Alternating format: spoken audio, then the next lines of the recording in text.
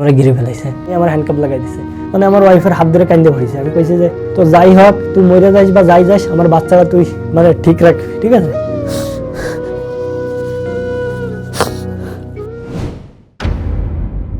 আমি সরকারের একটা বাহিনীতে ছিলাম 2018 সাল থেকে ছিলাম। 2023-এর একটা মেয়ের সাথে পরিচয় হয়েছে। মেয়েটা সম্পর্কে আমার ফুফাতো বোন হয়, পাশাপাশি বাড়ি, তাই এরকম তার সাথে আমি সম্পর্ক করতাম। আমার বাড়ির পাশে একটা কবরস্থান আছে, আমি যখনই ছুটিতে আসতাম, আসার পরে কবরস্থানে মানে এগুলা সাফ সাফাই করতাম। তো ওইখানে ওই মেয়ে আসতো, চেয়ার নিয়ে বসতো, আমিও বসতাম, মানে কবরের কাছেও করতাম, তারও দেখতাম। ওইভাবে আমাদের মানে কথাবার্তা বলতাম, কেউ জানতো না। তা হঠাৎ বলতেছে যে তারা পাত্রপক্ষ দেখতে এসেছে। এখন সে আমার মানে বলতেছে যে আমার এরকম দেখতে এসেছে, আমার যদি বিয়ে না করিস আমি বললাম মরে যাবো। কতদিনের প্রেম? প্রেম আপনার হলো প্রায় 7-8 মাসের। তো এখন আমি কি করবো চিন্তা ভাবনা করতেছি। পরে আস্তে আস্তে মানে এটা জানিয়ে গেছে, মানে আমার মা জানছে, তারপরে ওই মেয়ের নানি জানছে প্রেমের ব্যাপারটা। হ্যাঁ, পরে এরকম মেলা চাপ সৃষ্টি দিয়েছে। পরে আমার মা ব্যাপারটা জানতে পারে, আমার বলতেছে যে মেলা কিছু হওয়ার আগে একটা কিছু কর। তা আমি কই ঠিক আছে। তারপরে আমি সৈয়দপুর চলে যাব, পোস্টিং ওইখানে চলে যাব।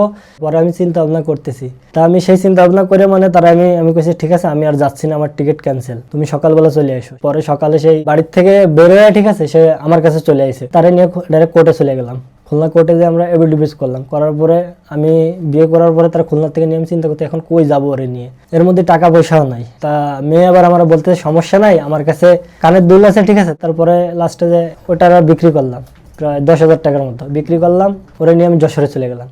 চাকরিতে যোগদানের কথা ছিল, হ্যাঁ, ওইখানে আর আমি একটা সরকারি বাহিনীতে জব করেন, সেখানে যোগদানের একটা বাধ্যবাধকতা ছিল, সেটা তো আর গেলেন না।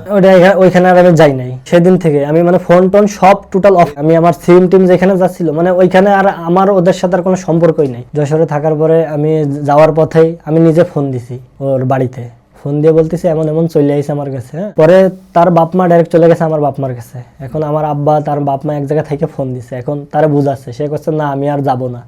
আমি বলতেছি তো চলো। সে করছে না আমি গেলে আমি এই গাড়ির তলে পড়ে মরবো, ঠিক আছে, মানে গাড়ির তলে পড়বো। তা আমি কইছি যে ঠিক আছে, তুমি যদি না যাও তো নাই। পরে আমরা যশোরে যাই, একটা রুম ভাড়া নিলাম। পরে ওইখানে সপ্তাহখানিক থাকছি। তারাও থানাতে গেছে, যাই আমার নাম্বার টাম্বার দিয়ে দিছে। দেওয়ার পরে নাম্বার ট্র্যাক করে ফেলাইছে। তারপরে একজন আমার ফোন দিয়ে বলতেছে তোদেরকে এরকম ট্র্যাক করছে। আমি কই কোথায়? কই যশোরে। আমি ওই সময় মানে রুম টুম ফেলাই টেলাই দিয়ে আমি চলে গেছি ঢাকা। পরে ওইখানে আমরা আত্মগোপন করে রয়েছি কিছু মাস, প্রায় 4 মাস রয়েছি। আমরা যখন নানি বাড়িতে আত্মগোপন করছিলাম তখনই মানে আমার কিছু আত্মীয় স্বজন তার বাবা বাড়ি খবর দিয়ে দেয়, তার বাবা মারে। আমি টের পেয়ে যাই, মানে আমার বাড়ির থেকে বলে। তা আমি আমার ওয়াইফরে ঠিক 2টা বাজলে আমি বলছি যে তুমি তোমার বোরকা পরো। তারে নিয়ে আমি বেরো গেছি। তা আমার প্রত্যেক বাড়িতে তার বাপ মা অটোমেটিক ওখানে পৌঁছে গেছে। এখন প্রত্যেক বাড়ি খুঁজতেছে, তার বাবা আবার রাস্তার উপরে দাঁড়ানো। আমি সিএনজির ভিতর আমি আর খেয়াল করিনি, আমার ওয়াইফ দেখে লেগেছে। দেখে মানে আমি অটোর থেকে নামবো, মানে সিএনজির থেকে আমার ওয়াইফ দেখে বলতেছে যে আমার আব্বা। আমি কই কো? এখন তাকাই দেয় ওই। এখন আমি সিএনজি ওয়ালারে বলতেছি কাকা শিগগিরই টান দেন, নাহলে ধরতে পারলে আমাদেরকে মেরে ফেলাবে না। সে সিএনজি ওয়ালা টান দিয়েছে, তার বাবা মানে আমাদের গাড়ির পিছনে পিছনে দৌড়, যে দাঁড়া দাঁড়া।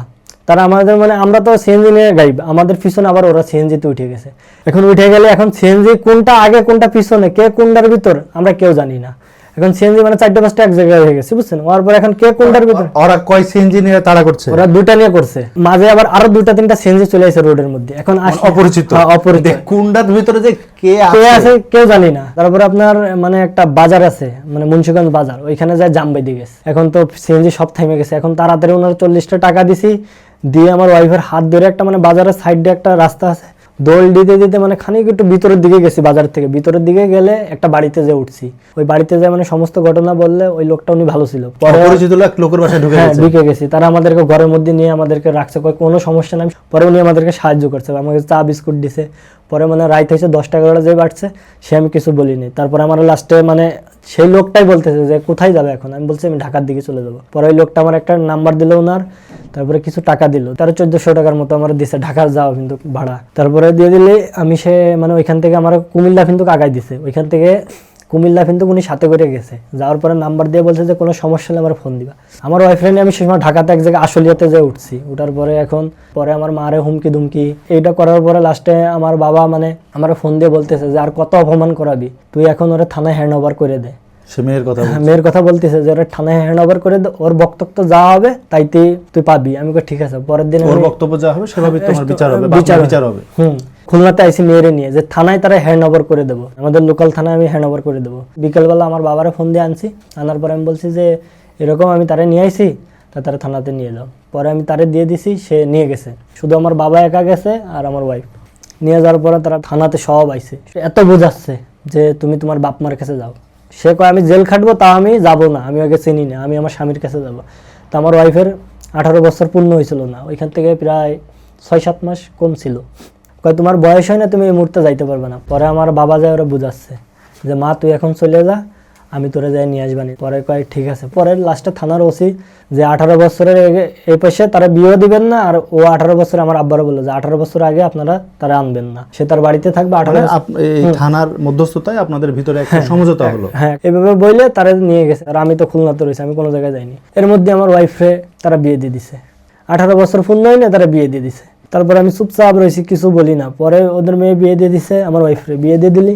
প্রথম দিনই আমার ওয়াইফ তারা যায় সব কিছু বলছে যে আমার স্বামী আছে, আমার সব কিছু আছে, আমার জোরপূর্বক করে বিয়ে দিছে, আমি বিয়ে মানি না, ঠিক আছে।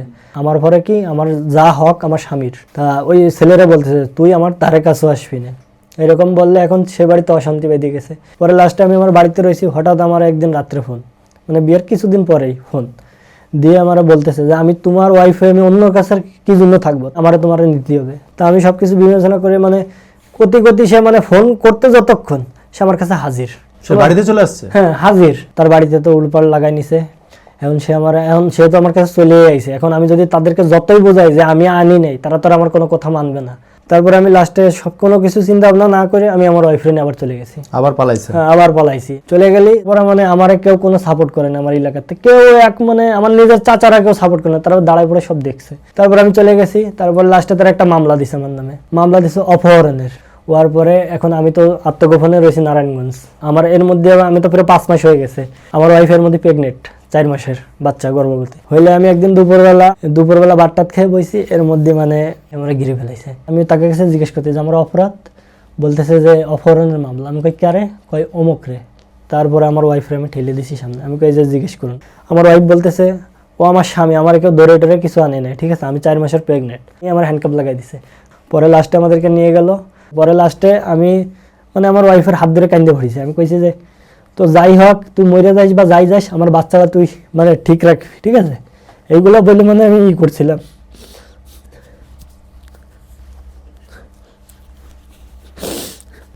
তার বাপ, তার মা, তার চাচা, তার ফুফু আইছে। আসার পরে কোর্টে নেওয়ার পরে আমার ওয়াইফরে জিজ্ঞেস করছে। তো ওইখানে আমার ওয়াইফ আমার পক্ষে বয়ান দিছে। সেখান থেকে বয়ান দিয়ে তারা নিয়ে চলে গেছে বাড়িতে, আমার চালান দিয়ে দিছে। তার 2 দিন পরে আমার দেখতেছে আমার বাপ, আমার মানে দেখে মানে কান্দে দিছে ভিড়ায়। তারপর আমার বাপ আমার বলতেছে যে তোর বাড়ি বেশি হলেও তোর বাইর করবো। পরে লাস্টে জেলখানার ভিতর সপ্তাহে 1 দিন কথা বলতে দেয়, মাত্র 10 মিনিটের লিগে। তা আমি সপ্তাহে 1 দিন ওই যে ফোন করলে হয়, আমি ডাইরেক্ট আমার শ্বশুর বাড়িতে ফোন করি, ঠিক আছে। করলে মানে 2 দিন করেছিলাম, করলে মানে আমার উচ্চস্বরে গালাগালি, আমি মানে ফোন কেটে দেয় তারা। পরে আপনার আমি 1 মাস কাটার পরে আমি জামিনে বাইরে হলাম।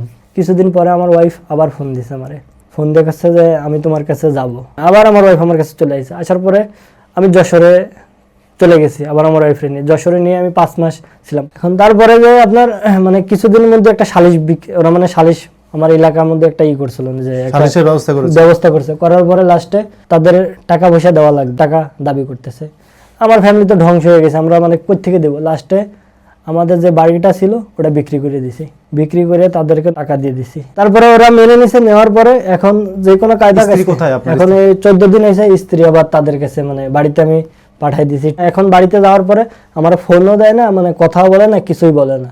এখন সে আমার 14 দিন ধরে আপনার সাথে যোগাযোগ নাই, ফোন সব ব্লক, কোনো নাম্বারই ধরে না। আর এখন আমি আপনার আছি কিরানীগঞ্জে। কি করবেন আপনি, আপনার ভবিষ্যৎ পরিকল্পনা কি? আমার পরিকল্পনা কি, আমি আমার ওয়াইফকে নিয়ে সুন্দর একটা জীবন যাপন করতে চাই, এই আর কোনো কিছু না। একটাই কথা, আমার ওয়াইফ আমার জন্য অনেক কষ্ট করছে, মায়ের গুতা বলতে এমন কোনো নির্যাতন নেই যে না করছে তারা। কিন্তু আপনি যে কাজগুলো করেছেন এগুলো তো অমানসিক একটা ব্যাপার স্যাপার ঘটিয়েছেন আপনার জীবনের সাথে, এটা অনেক নির্মম। প্রথম কথা হচ্ছে যে আপনি আপনার চাকরিটা ধ্বংস করেছেন, আপনার সরকারি চাকরি। আপনি কোনোভাবেই পাগলের মতো অপ্রাপ্তবয়স্ক একটা নারীকে নিয়ে মানে চলে গেছেন, চাকরিটা নষ্ট করেছেন। আপনার জন্য আপনার পরিবার বাড়ি ছাড়া হয়েছে, আপনারা বাড়িঘর বিক্রি করে এখন কোথায় থাকে আপনার বাবা মা, কোথায় থাকে ভাই বোন, বাকি ভাই বোন? কে কই আছে মানে তেমন আমার কন্ট্যাক্ট নাই কেউর সাথে, খালি বাপ মার খবর জানি, তারা আছে আপনার খুলনার দিকে আছে, বাড়ি ভাড়া নিয়ে থাকে। আমার ফ্যামিলির এখন সবাই আমরা এলাকা ছাড়া, গত 1.5 বছর প্রায় হইতে গেছে, কারোর সাথে কারো যোগাযোগ নাই, এক একজন এক এক দিকে মানে।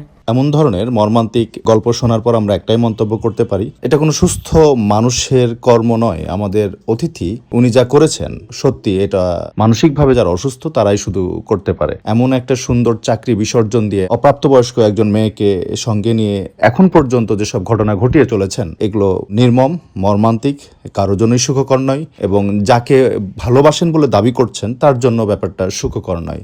ইভেন তার বাবা মা, ভাই বোন সবার জন্যই ক্ষতিকর হয়ে দাঁড়িয়েছেন তিনি। তো আমরা সবাইকে অনুরোধ করব, জীবনটাকে আবেগ দিয়ে চিন্তা না করে বাস্তবতার সাথে চিন্তা করা উচিত। আমরা আশা করব অতিথি নিজেকে শুধরে স্বাভাবিক জীবনে ফিরে আসবেন, এবং আমার মনে হয় ওনার বাবা মার সাথে উনি কথা বলতে পারেন। উনি এখন পর্যন্ত যেসব কাজ করেছেন, আমরা আসলে কোনোটার সাথে আমরা একমত নয়। এটা কোনো প্রেম ভালোবাসার এক্সাম্পল হতে পারে না, এই কাজই সঠিক না। আমরা পুরোপুরিভাবে এতটুকু বলতে পারি, উনি অনেক ভুল কাজ করেছেন, করে চলেছেন। এখান থেকে ওনার বের হয়ে আসা উচিত এবং একটু অন্যভাবে চিন্তা করে নিজের জীবনকে গোছানো উচিত এবং ভালো কিছু করার চেষ্টা করা উচিত। আজ এই পর্যন্তই। আপনারা ভালো থাকবেন। আসসালামু আলাইকুম।